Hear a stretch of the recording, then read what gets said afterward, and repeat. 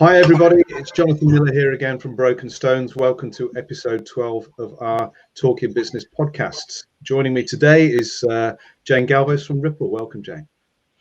Hi Jonathan, how are you doing? I'm really good, really good. I've known you obviously for quite a number of years through business and networking, and you are a client of ours at present. But just for people who don't know you and people who are tuning into the podcast, just give us your elevator pitch, tell us a little bit about yourself in the business, and then we'll go into more depth from there. Okay, well, I started Ripple 4 years ago, having moved to this area, not really knowing anybody, and thought, well, I don't know anybody, why not set up a business? But I had sort of 20 years background in HR. So my last role was head of HR for private equity investment, and really challenging a role like that. You do something completely different, which is Ripple HR. Fantastic. What attracted you to Lichfield? Oh, I just love the city. It's so beautiful. It's everybody's so friendly. I think once you've lived down south and you move to somewhere like Lichfield, you're so overwhelmed with how you can live on your own, but you don't feel alone because everybody speaks to you like they've known you for years. It's just such a lovely place to be. It is a wonderful place, and it's a small, big city. We enjoy working here as brokenStones. We've been here for about 15 years now. We love the culture. We love the people. We love the cathedral and places like that. It's a wonderful place to work. So, in terms of your business, then, let's get down to brass tacks. Then, obviously, a lot of people have different views on HR. Tell the viewers about your views on HR, how HR impacts on business, and then perhaps how you add value to your customers. I think what the most important thing about how Ripple does HR is that it actually the employee and the business get the best out of what we do. A lot of the time in large corporates and other HR providers, they will say everything about the person as a resource. Now, people are people, they're not resources. Yes, they are in one aspect. However, you have to think that when they're at work, it impacts their whole lives. They spend a lot of time at work. So we need to make sure that they're happy doing what they do. And what we do is we'll typically work with the owner manager, and then we flip it upside down and we'll work with all the people within the business so that the HR ripples positively through the whole business and everybody's engaged. And that is the key to, I think, Ripple's growing success at the moment. Now, obviously, you've come from a corporate background in HR, and now you're working as I won't call you a contractor, but it's an outside resource for these companies. Do you have a particular type of company, a particular vertical or size of business you gravitate to? The businesses can be very different from each other. I mean, for example, I've got a stables, I've got an IT business, I've got a legal business, a dentist, and a GP practice, just to name a few to give you an idea of the variety. And I think the sweet spot for Ripple is between 1 and 50 employees, because at that point, that's when the owner managers either realise they need HR, but they can't afford somebody on the team, and they can reach out to us and say, actually, this is what we need. We can go in, look at it all, and then we can say, this is what you need, but you need it in these particular chunks. And then it isn't a constant spend for them. They dip in and out of the service when they need it. And what I'm taking from this already is that the services that you offer are adaptable to clients. They could take you for a 5-day week, they could take you for 1 day a week, 1 day a month. I guess it varies from client to client. It absolutely does. I mean, just lately, over the last couple of weeks, we've done a 2P, which has meant that we've been out over in Oldbury, and we've had to go there for meetings at 5 o'clock. So 3 days a week, Oldbury, 5 o'clock. So, home at sort of 8, 9 o'clock at night. And that's just an example of the variety of clients that we have, because it's a transport business. So you have to adapt to what they're able to do. And then you might have a GP practice, for example. Just before I came on here, we've got a grievance in a GP practice. So one of the practitioners phoned and said, can I talk to you right now? And of course, that that they've got only limited availability. So I'm so like, yeah, sure. So I just put down what I was doing, pick that up, and that's a variety of HR that we deal with. How was I'm sure you get asked this question a lot at the moment. Obviously, the last 2 years has been very, very different for businesses in terms of hybrid working styles, the modern workplace. Obviously, all the hassle with putting people on furlough. How has that affected your business? How has that affected HR? How has that give us an overview of your last 2 years, I guess. Initially, it was quite quiet, with people thinking, what do we do? Are we going to put people on furlough? And so we had those conversations. We changed a lot of contracts, because initially people they either had the opportunity to do that within their T's and C's, or they didn't, and therefore you had to write to them and make sure that that was okay. But people were very willing and very adaptable, so we dealt with that, and then we had quite a quiet period for a while where people were on furlough, and then confidence started to come back. I think we're quite lucky at Ripple, because we've got most of our clients are quite savvy business people.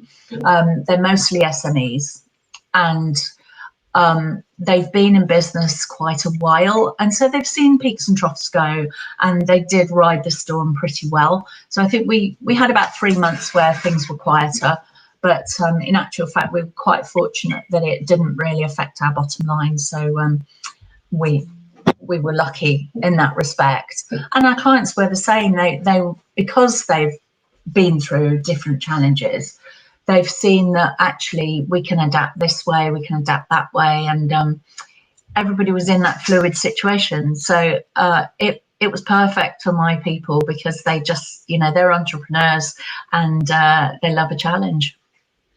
It's it's been a great time for us the last 2 years. I've got to be honest with you, with people working remotely and looking at different systems. One of the things we have seen, which has had an HR impact as well, is that companies are having put policies in place in terms of how people operate from home, in terms of kit that they're using, in terms of how they access the data and things like that. I presume there must have been some input for you with your clients in terms of how people worked remotely themselves. Absolutely. So, bringing in hybrid policies, and just down to small things like when you're managing people in that scenario, how do you talk to them? How do you replicate that coffee moment where you're making a cup of coffee in the kitchen and you're just chatting about last night's TV or the football scores?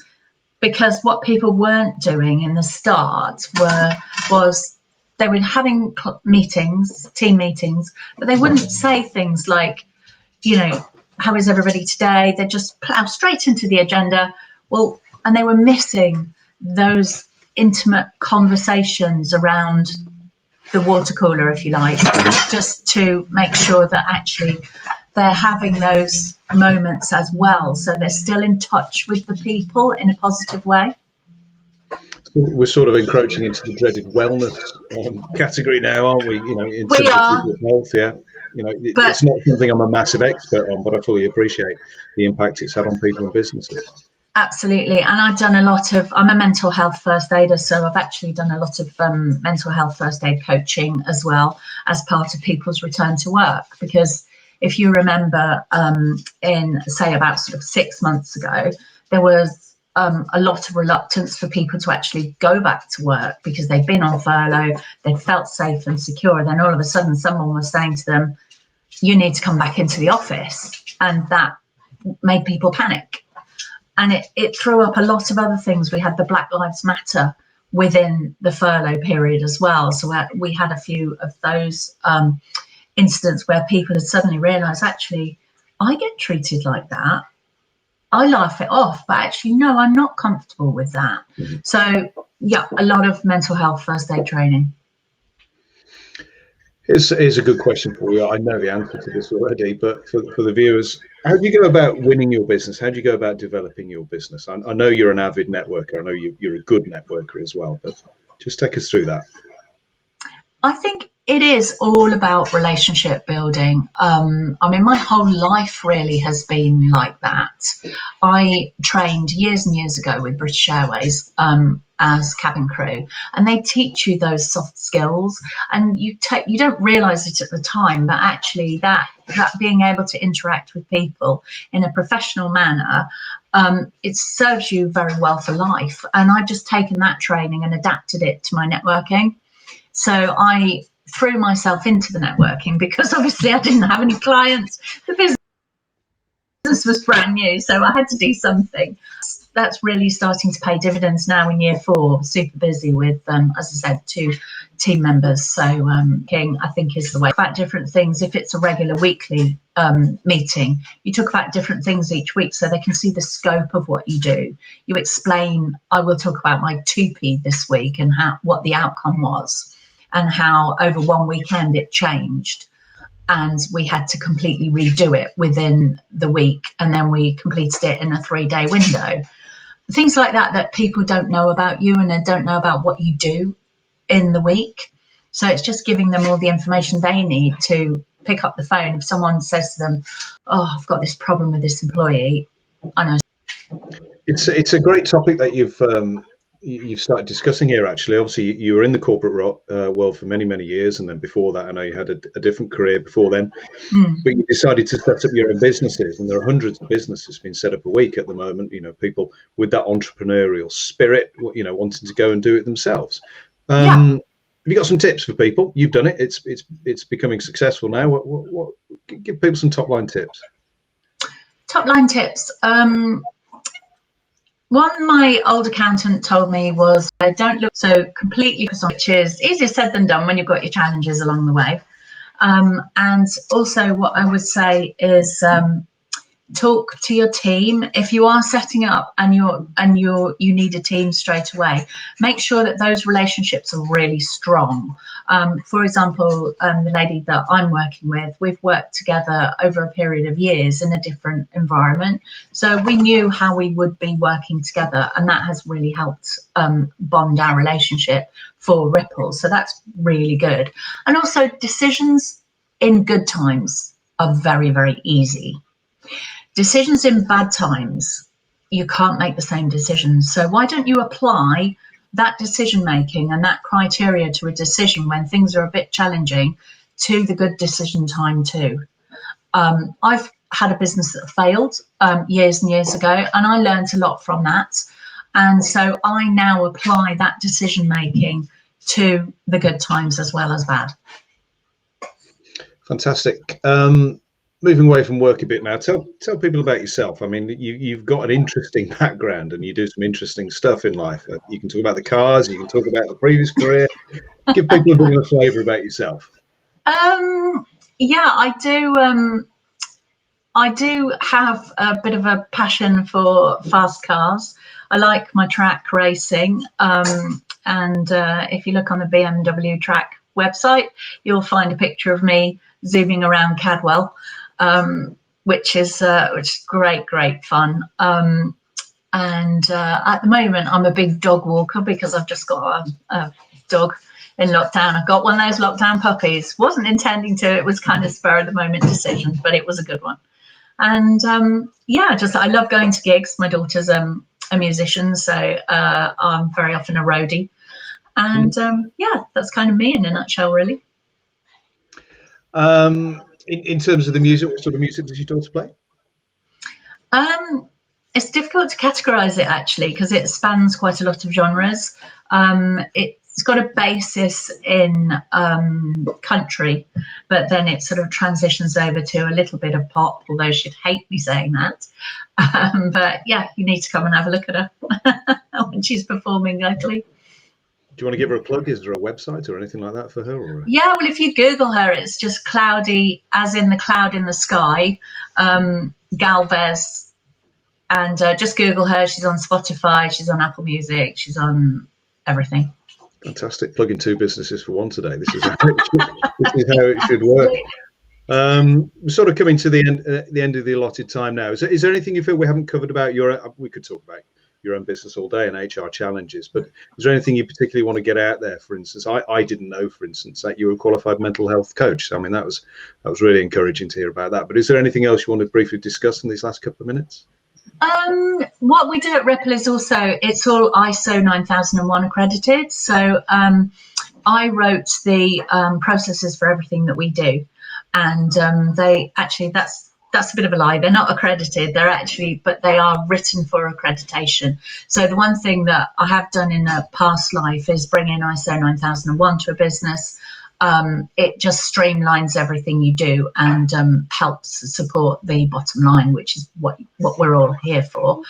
And it basically, we can lift all the HR processes that we have here straight into another business if they're going through ISO 9001, and we know that they will pass the accreditation first time without any non-conformities. So that's one of our USPs. Brilliant. Here's the final one then. It could be a deep question again, actually. You obviously deal with business owners, you deal with directors, you deal with decision makers in these businesses. Yeah. What do these people see as the major threats to their businesses right now in the current environment? Currently, it's recruitment. Recruitment is so difficult. If you're making an offer, someone else will counter offer. If you leave that person in between offer and engagement time, they'll go with somebody else. It's a real candidate market, which actually I think is a good thing, because it's not been a candidate market for a long time. And, business owners have got to be smart. If you want the right people in the right roles, you've got to behave correctly to get them there. You've got to show them what it's going to be like to be in your business and why they want to be there. So it's absolutely key. Fantastic. Brilliant. Thank you, Jane. It's been a real pleasure talking to you today. You'll be able to find Jane through her website, through the Ripple HR website. You'll be able to find her on all the social media like Facebook and LinkedIn. I don't think I've ever seen you on Instagram, but I'm going to have a look afterwards to see if you... I'm not on Instagram. No. You need to get there. It's having the time to do these things, Jonathan. That's absolutely right. But it's been a pleasure catching up with you again. Chances are I might be seeing you this Thursday morning by the sound of it as well. So for now, I'll say thank you. I'm going to say goodbye to everyone and we'll wind it up here. Thanks. Goodbye, everybody.